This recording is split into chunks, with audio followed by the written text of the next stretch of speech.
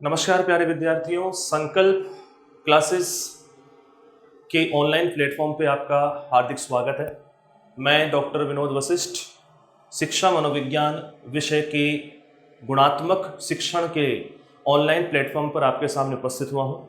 जैसे कि आप सभी को विदित है कि कोरोना महामारी के चलते हमारा देश एक भीषण आर्थिक, राजनीतिक, सामाजिक परिस्थितियों से जूझ रहा है। हम सभी एक सोशल डिस्टेंसिंग का पालन कर रहे हैं, जिसके तहत ग्रामीण परिवेश का बच्चा जो कि अपने गांवों को छोड़ करके जयपुर की ओर आया था बड़ी उम्मीद के साथ कि वो यहाँ पर तैयारी करेगा और उससे बेहतर परिणाम प्राप्त होंगे, सिलेक्शन लेकर के वो अपने माता पिता की आजीविका के अंदर अपना सहयोग कर सकेगा। पर जिस बीमारी ने सभी प्रकार के व्यक्तित्व को कहीं ना कहीं प्रभावित किया है, चाहे वो शिक्षक का हो चाहे वो विद्यार्थी हो, तो फिलहाल इन परिस्थितियों को देखते हुए हमारे द्वारा एक छोटा सा प्रयास ये किया जा रहा है कि जो गुणात्मक शिक्षण आपको जयपुर में यहाँ करवाया जा रहा था वही ऑनलाइन हमारे द्वारा आपको घर तक पहुँचाया जाए। पर जितना सहयोग इसमें हमारा वांछित है उतना ही सहयोग आपका भी स्ववांछित रहेगा। इस दशा में आज ये मेरा पहला प्रयास है, पहली कक्षा है और इस कक्षा में हम उस महत्वपूर्ण विषय के बारे में बात करेंगे जिसका नाम है शिक्षा मनोविज्ञान। ये शिक्षा मनोविज्ञान विषय एक ऐसा विषय बन चुका है जो कि आपके सिर्फ रीट के अंदर नहीं बल्कि CTET, REET, UP TET, H TET, second grade, first grade, headmaster, NET, JRF सभी के अंदर एक अनिवार्य विषय है। इस विषय की खास बात यह है कि इस विषय को जिस स्तर के ऊपर हम पढ़ रहे हैं उस स्तर के ऊपर ही हमें इसको और बेहतर से बेहतर बनाना है। इसे आप सिर्फ रटने का विषय ना समझे बल्कि एक ऐसा विषय है जिससे आप अपने जीवन में काफी कुछ बदलाव ला सकते हैं। अब हमें मुद्दे की बात करते हुए अगर हम कहें कि रीट में हमें क्या पढ़ना है, तो रीट का सिलेबस चाहे आप रीट लेवल 1 के हों चाहे आप रीट लेवल 2 के, इन दोनों ही स्तरों पर आपको शिक्षा मनोविज्ञान का जो सिलेबस है वो बिल्कुल एक समान पढ़ना है। इसकी शुरुआत अगर हम देखें तो आखिर हमें किस हिसाब से तैयारी करनी चाहिए, तो आपको ध्यान रखना होगा सबसे पहले पाठ्यक्रम को। अनेक कोचिंग संस्थाएं, अनेक किताबें, बहुत सारा मैटर परोसती हैं किताबों के अंदर और उस मैटर को जब हम पढ़ते हैं तो हमें ऐसा लगता है कि बहुत कुछ इतना वाइड दे दिया है कि हमें शायद इस जन्म में हमारा ये सिलेबस पूरा नहीं होगा। इस बात को सबसे पहले ध्यान रखिए कि हमें संपूर्ण रूप से पढ़ना तो है लेकिन पढ़ना उतना ही है जितना हमसे पूछा जाता है। अब क्या पूछा जाता है तो उसके लिए मैं आपके सामने लेके आया हूं एक बहुत ही शॉर्ट और बहुत ही संक्षिप्त रूप में समझाया जाने वाला पाठ्यक्रम। आइए शुरू करते हैं। सबसे पहले हम बात करें पाठ्यक्रम जो कि रीट आपके साइकोलॉजी का है, मनोविज्ञान का है। इसके दो स्तर आपको यहां दिखाई देंगे, लेवल 1, लेवल 2, स्तर 1, स्तर 2। दोनों स्तर के विद्यार्थियों को पहले अपने मन में एक बात अच्छे से जान लेनी है कि दोनों ही स्तर पर रीट के सिलेबस में जो कि मनोविज्ञान का सिलेबस है, बाल विकास का सिलेबस है, कोई भी परिवर्तन नहीं है। दोनों ही स्तर के विद्यार्थियों को एक ही पाठ्यक्रम पढ़ना है। इसकी शुरुआत इस रीट के साइकोलॉजी के सिलेबस के, चाहे दोनों ही स्तर की हम बात करें, जो कुल 150 प्रश्न आपको पेपर में दिखाई देंगे, उन 150 प्रश्नों में से आपके मनोविज्ञान के अंदर से कुल 30 प्रश्न पूछे जाएंगे। जैसा कि आप सभी को पता है, ऋणात्मक अंकन नहीं है, नेगेटिव मार्किंग बिल्कुल नहीं है, इसका फायदा उठा सकते हैं। कुल प्रश्न 30 पूछे जाएंगे और प्रत्येक प्रश्न एक ही अंक का होगा। इसी वजह से कुल 30 अंक का हम कह सकते हैं कि आपके साइकोलॉजी का सिलेबस है। 30 प्रश्नों को आपको वहां पर हल करना है। अब इन 30 प्रश्नों को हल करने के लिए हमें कुल 5 इकाइयों का अध्ययन करना होगा।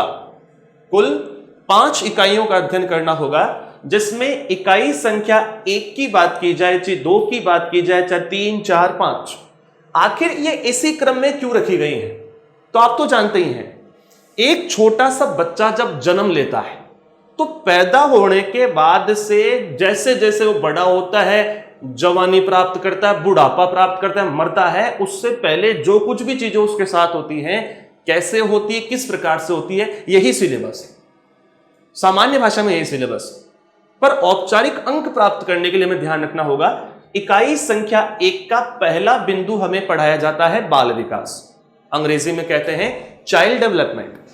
बाल विकास का मतलब हुआ कि आपके एक घर में शिशु ने जन्म लिया है।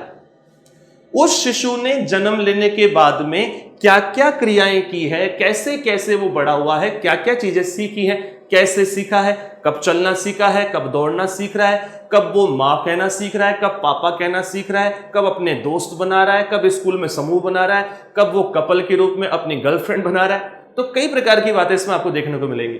तो बाल विकास के अंदर सबसे पहले हमें पढ़ना पड़ता है वृद्धि। वृद्धि मतलब मां के गर्भ में हाथ पैर बढ़े, वजन बढ़ा, लंबाई बढ़ी, 9 महीने के बाद में हमारा जन्म हुआ, ये सब वृद्धि तो है। विकास की संकल्पना और उसके आयाम, जैसे इस धरती पर जन्म ले लिया, धीरे धीरे वृद्धि के साथ में विकास प्रारंभ हुआ और इस विकास के तहत हमारा शारीरिक विकास हुआ, मानसिक विकास हुआ, संवेगात्मक विकास हुआ, सामाजिक विकास हुआ। ये सभी विकास की संकल्पना और उसके आयाम में पढ़ाई जाने वाली एक सामान्य सी चीजें हैं। इसके अलावा विकास के अंदर आने वाले सिद्धांत मैं आपको बताना चाहूंगा। सिलेबस का सबसे महत्वपूर्ण पार्ट जो कि आपके बाल विकास की मैं बात करूं तो इसके सिद्धांत है। इसमें कुछ ऐसे लोगों के नाम हैं जिनके नाम आते ही मान लीजिए कि आपके प्रश्न दिमाग में घूमने लग जाएंगे कि ये प्रश्न आखिर क्यों पूछा जा रहा है। बाल विकास के अंदर काम करने वाले मैं अगर मुख्य मनोवैज्ञानिकों की बात करूं तो जीन पियाजे है, सिगमंड फ्राइड है, एरिक्सन है, कोहलबर्ग हैं, कई लोग हैं। और इन लोगों में से सिगमंड फ्राइड और जीन पियाजे सीटेट के, यूपी टेट के, रीट के एग्जाम में सबसे मुख्य रूप से पूछे जाने वाले लोग हैं। इसके अलावा हमारे विकास को प्रभावित करने वाले तत्व आप सब जानते हैं। अगर कोई लड़का उच्च कुल के अंदर पैदा हुआ है, बड़े घराने की संतान है, तो उसका विकास भी वैसा ही होगा। और एक इंसान जो बैकवर्ड फैमिली में पैदा हुआ है, उस बैकवर्ड फैमिली के अंदर उसको कमजोर आर्थिक स्थिति, कई प्रकार की परिस्थितियों से गुजरना पड़ता है, तो हमारा विकास कई चीजों से प्रभावित होता है। अधिगम से संबंध, सीधी सी बात है, अधिगम से इसका संबंध यही होगा कि साहब आप अगर अच्छे घर में पैदा हुए हैं, आपको सारी फैसिलिटी मिल रही है, तो लर्निंग प्रोसेस हाई रहेगी, अच्छे तरीके से आप सीखेंगे। और किसी गरीब फैमिली में पैदा हुए हैं तो आपको हर चीज के लिए संघर्ष करना पड़ेगा। इन बातों को करने के बाद में इसी बाल विकास का दूसरा कंसेप्ट आपको पढ़ाया जाता है, वंशानुक्रम और वातावरण। आपके माता पिता से प्राप्त गुणों का आपके ऊपर क्या प्रभाव पड़ा, आप किस प्रकार के वातावरण में पल रहे हैं, बढ़ रहे हैं, इसका पूरा प्रभाव पड़ेगा। और इसका अध्ययन हम करेंगे वंशानुक्रम और वातावरण में। इस प्रकार से इकाई संख्या 1 का सिलेबस है। इकाई संख्या 2 के सिलेबस में सबसे महत्वपूर्ण बात है कि जैसे ही बच्चा बड़ा होगा, बड़ा होते हुए एक निश्चित कक्षा में जाएगा और कक्षा में जाकर के कुछ ना कुछ ज्ञान ग्रहण करेगा। तो बच्चा बड़ा हो गया है और बड़ा होकर के अब कैसे सीखेगा, इस सीखने की प्रक्रिया को ही कहा जाता है अधिगम। अब अधिगम का अर्थ क्या है, इसकी संकल्पना क्या है, बच्चा कैसे सीखता है, ये सारी बातें इसमें आपको सिखाई जाएंगी। लेकिन खासतौर बात यह है कि हमें हमारे आइडिया नहीं लगाने कि बच्चा कैसे सीख रहा है, हमें आइडिया लगाना है जिन लोगों के द्वारा ये बात कही गई है। जैसे मान लीजिए थॉर्नडाइक है, स्किनर है, अल्बर्ट बांडुरा है, इसके अलावा भी कोटलेविन है, क्लार्क एल हल हैं, सभी लोगों ने अपने अपने सिद्धांत दिए हैं। पावलोव है, इनके कहे अनुसार बच्चा कैसे सीखता है, इन्होंने अपने सिद्धांतों में क्या बातें कही है, वो इसके अंदर हम पढ़ेंगे, जिनमें मुख्य रूप से गेस्टाल्टवाद, अल्बर्ट बांडुरा और जीन पियाजे के संदर्भ में चर्चाएं की जाएंगी।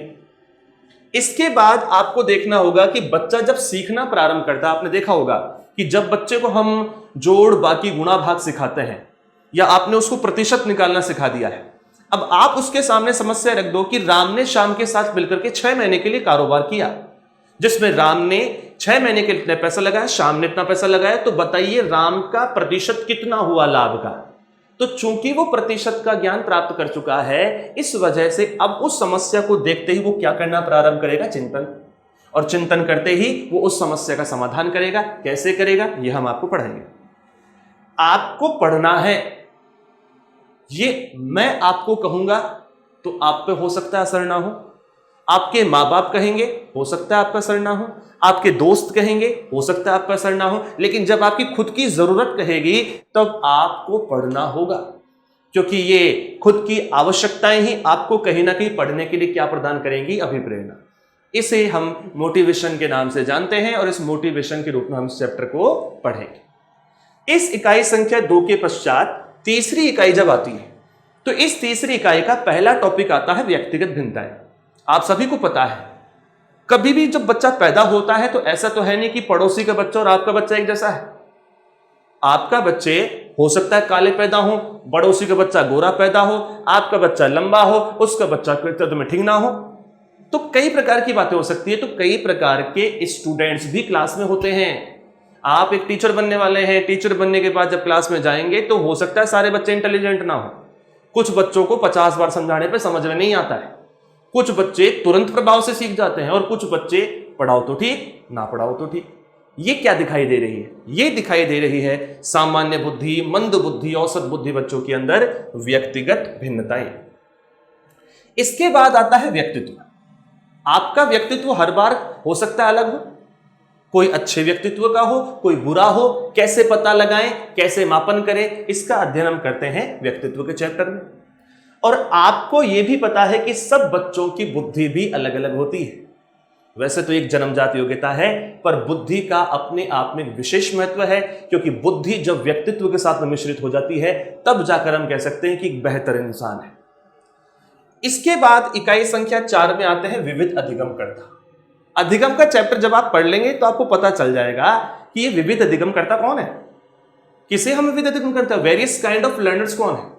विविध अधिगमकर्ता में कई टाइप के स्टूडेंट्स आते हैं जिनका नाम मैं आपके सामने रखना चाहूंगा। नंबर 1 प्रतिभाशाली, जिसको हम कहते हैं कि भैया उसका आईक्यू बहुत ज्यादा है, वो बहुत ही टैलेंटेड है, सब विषय में इंटेलिजेंट है, प्रतिभाशाली। क्रिएटिव चाइल्ड, जो कुछ नया करके दिखा रहा है, इन्वेंशन कर रहा है, कुछ आविष्कार कर रहा है, एपीजे अब्दुल कलाम। इसके अलावा हम देखते हैं कि पिछड़ा बालक है, कोई बात रही, मां का निधन हो गया, 4 महीने स्कूल नहीं आया, आज गणित के लेक्चर ढंग से अटेंड नहीं कर पा रहा है। इसके अलावा उसी अधिगमकर्ता में एक बात हम लेंगे, वंचित बालक, मां बाप के पास पैसा नहीं था, पढ़ नहीं पाया, आज वो कोई मजदूरी कर रहा है। तो अलग अलग टाइप के स्टूडेंट कौन होते हैं उसके बारे में आपको इस चैप्टर में पढ़ाया जाएगा। इसके बाद बात आती है हमारे अधिगम की कठिनाइयों की। जरूरी नहीं है कि अधिगम की कठिनाइयां हमेशा रुपए पैसों से ही आए या किसी बीमारी से आए।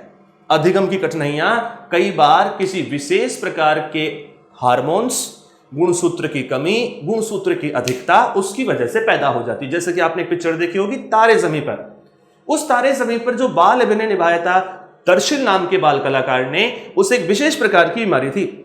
उस बीमारी में उसको सामने लिखा हुआ ना तो दिखाई देता था स्पष्ट, ना उसको पढ़ पाता था। W उसको M नजर आता था, A उसको उल्टा नजर आता था। उसके माँ बाप ने समझा पढ़ाई लिखाई करता नहीं है, स्कूल वाले समझ नहीं पाए, लेकिन बाद में पता चला कि उसे डिसलेक्सिया नाम की बीमारी थी। तो इन बीमारियों की वजह से बच्चा कई बार नहीं पढ़ पाता है। और वो डिसलेक्सिया हो सकती है, डिस्कैलकुलिया हो सकता है, डिस्ग्राफिया हो सकता है, autism, there are so many disease. उन सब बीमारियों के बारे में हम पढ़ते हैं अधिगम की कठिनाइयों के बारे में। और जब बालक अपना विकास कर लेता है, अधिगम कर लेता है, मोटिवेशन मिल चुकी होती है, व्यक्तित्व उसका अच्छा होता है, बुद्धि का प्रयोग कर लेता है, फिर इसका उपयोग वो किसमें करेगा? वो इसका उपयोग करता है समाज के बीच में अपने आप को खड़ा करने। समाज के साथ में अगर आपको बने रहना है तो आपको करना होता है समायोजन। जैसे मैं कहूं कि आज मैं पहले एक बैकवर्ड एरिया में रहता था और आज मैं एक बहुत ही पॉश कॉलोनी में चला गया हूं, तो मुझे अपनी आदतें, हरकतें, अपने व्यवहार, आचरण को उसी प्रकार बनाना होगा, क्योंकि मुझे उनके साथ में क्या करना होगा? समायोजन। इसके बाद में ये इकाई संख्याएं जो टोटल 4 है, ये चौथी इकाई, तीसरी, दूसरी, पहली, ये बिल्कुल डिफरेंट है 5वीं से। ध्यान रखना बच्चों, इकाई संख्या 5 बिल्कुल डिफरेंट है। ये इकाई संख्या 5 एक्चुअल में साइकोलॉजी है ही नहीं, ये साइकोलॉजी नहीं बल्कि ये शिक्षा शास्त्र यानी कि पेडागोजी है। इसमें सिर्फ हमको भारत सरकार, राजस्थान सरकार, राज्य सरकार क्या प्रयास कर रही है बच्चों के लिए, क्या बेहतर करने का प्रयास किया जा रहा है, सिर्फ इसकी चर्चा होती है और वो आपको दिखाई भी देगा। इसमें लिखा हुआ इकाई संख्या 5 के पहले टॉपिक में शिक्षण अधिगम, एनसीएफ 2005, पढ़ाया कैसे जाए, कक्षा में अधिगम अच्छा कैसा हो, नेशनल करिकुलम फ्रेमवर्क 2005। यह इसलिए बनाया गया ताकि पाठ्यक्रम को बेहतर बनाया जाए भारत सरकार, राज्य सरकारों के द्वारा। पहले आपको पता हो बच्चे अपनी कमर पर 18-18, 20-20 किलो का वजन लाद के जाते थे। माएं उन बैगों को उठाने में असहज हो जाती थी। तो आप सोचिए बच्चों की क्या दशा है। हमारे तो यहां तक कि एक आयोग तक ने यह कहा था कि हम हमारे देश के लिए स्टूडेंट्स नहीं, सैनिक नहीं, बल्कि गधे तैयार कर रहे हैं। तो यह कैसा वक्तव्य है? तो पाठ्यक्रम कैसा हो उसके ऊपर विशेष चर्चा का पॉइंट आएगा एनसीएफ 2005।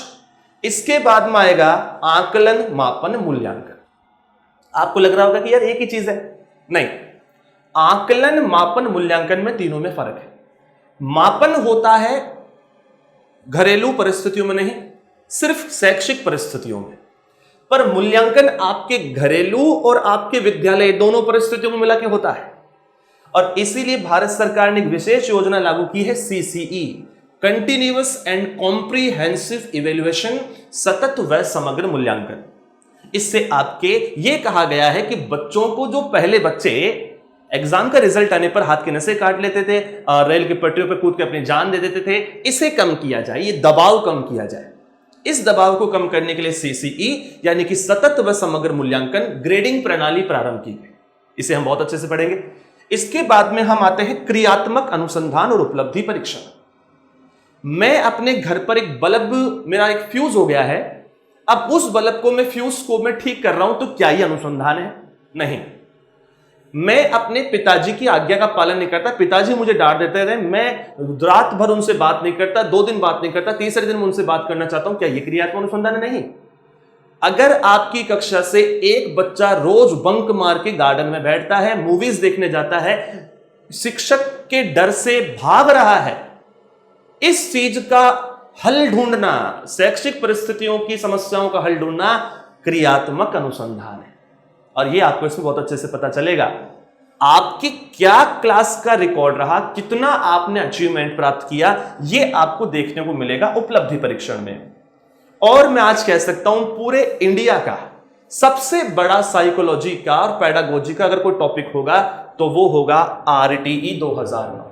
हमारे देश में सिर्फ 2 ही चीजें ज्यादा फेमस हुई भैया, एक तो है राइट टू एजुकेशन और एक है राइट टू इंफॉर्मेशन, सूचना का अधिकार, शिक्षा का अधिकार।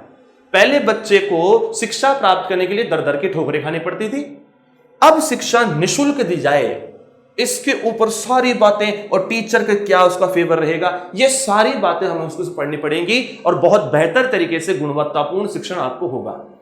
पर इस शिक्षण के अंदर समस्याएं भी होंगी, इस शिक्षण के अंदर वार्तालाप भी होगा, इस शिक्षण के अंदर आपका सहयोग भी रहेगा। हाँ, संस्था की तरफ से हम आपको ये कह सकते हैं कि आपको बेहतर से बेहतर दिया जाएगा। तो इसी प्रकार से इस पूरे सिलेबस के ऊपर हम परिचर्चा आगे भी जारी रखेंगे और क्लासेस का शेड्यूल आगे जारी रहेगा। हर टॉपिक के ऊपर आपको बेहतर तरीके से जानकारी दी जाएगी ताकि 30 अंक जो आपके सामने हैं वो पूर्णतः आपके सामने हो। तब तक के लिए नमस्कार।